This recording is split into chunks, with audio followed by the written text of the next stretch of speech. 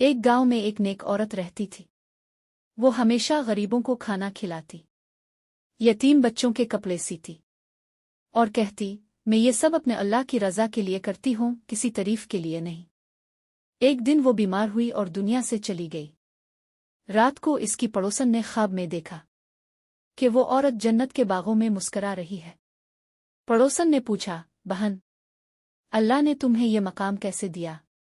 وہ بولی، میں نے کسی کو دکھ نہیں دیا، کبھی غرور نہیں کیا، اور ہر کام اللہ کے لیے کیا۔